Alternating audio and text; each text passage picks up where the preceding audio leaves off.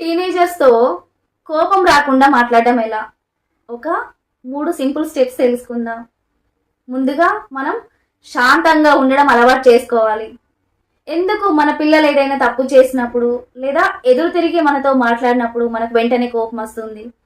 అలా కోపంలో మాట్లాడితే సమస్యకు పరిష్కారం దొరకకపోగా మన రిలేషన్షిప్ బ్రేక్ అయ్యే ఛాన్స్ ఉంది. మరి మనం ఏం చేయాలి అంటే, నిజంగానే మన పిల్లలు ఇబ్బందికరంగా మాట్లాడుతున్నారని అనిపించినప్పుడు వెంటనే మనం రియాక్ట్ అవ్వకుండా ఒక చిన్న బ్రేక్ తీసుకోవాలి. లేదా మనకు చాలా కోపం వస్తుందని అనిపించినప్పుడు ఒక 10 నిమిషాలు టైం తీసుకొని మనం ఆ ప్లేస్లో ఉండకుండా బయటికి వెళ్ళి ఒక 5 సెకండ్స్ డీప్ బ్రీత్ తీసుకుంటే మన బ్రెయిన్ రిలాక్స్ అయ్యే ఛాన్స్ ఉంది. సెకండ్, వాళ్ళ వే ఆఫ్ టాకింగ్ వినండి. Only listen to understand, not to respond. ఎందుకు మన పేరెంట్స్కి మనం చెప్పేదే కరెక్ట్ అని అనుకుంటాం, కానీ టీన్ దృష్టిలో చిన్న సమస్య అయినా చాలా పెద్దగా కనిపిస్తుంది. మరి మనం ఏం చేయాలి అంటే, మీ టీన్ మాట్లాడుతున్నప్పుడు మధ్యలో అడ్డుపడకుండా వాళ్ళు చెప్పేది పూర్తిగా వాళ్ళ కళ్ళల్లోకి చూసి మరీ వినండి. అది వాళ్ళకు రెస్పెక్ట్ని ఇస్తుంది.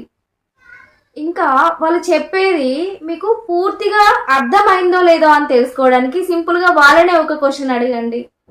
నువ్వు నీ ఫ్రెండ్తో ఎక్కువ టైం స్పెండ్ చేయడానికి ఇష్టపడుతున్నావు, అంతే కదా అని. నంబర్ 3, నేనుతో మొదలయ్యే వాక్యాలు వాడాలి. Use I statements.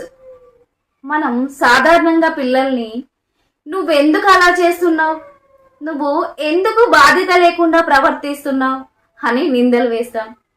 బట్ నువ్వు నువ్వు అని పదే పదే అనడం వల్ల వాళ్ళకు తప్పు చేసినట్టుగా ఫీల్ అయ్యి మళ్ళీ తిరిగి వాదించే అవకాశం ఉంది. మరి మనం ఏం చేయాలి అంటే, మనం ఏమంటాం పిల్లల్ని, నువ్వు నీ రూమ్ని చిందరవందరగా వదిలేస్తున్నావు అని మాట్లాడే బదులు, నేను నీ రూమ్ చిందరవందరగా చూసినప్పుడు నాకు కొంచెం బాధగా అనిపించింది, ఎందుకంటే ఆ పని అంతా పెండింగ్లోనే ఉంటుందని చెప్పండి. వాళ్ళు మీతో మళ్ళీ ఎప్పట్లాగే కమ్యూనికేట్ అయ్యే అవకాశం ఉంది. సో ఫైనల్లీ మనకి కోపం అనేది ఒక ఎమర్జెన్సీ బటన్ లాంటిది. దాన్ని నొక్కే ముందు ఒక సెకండ్ తిరిగి ఆలోచించండి.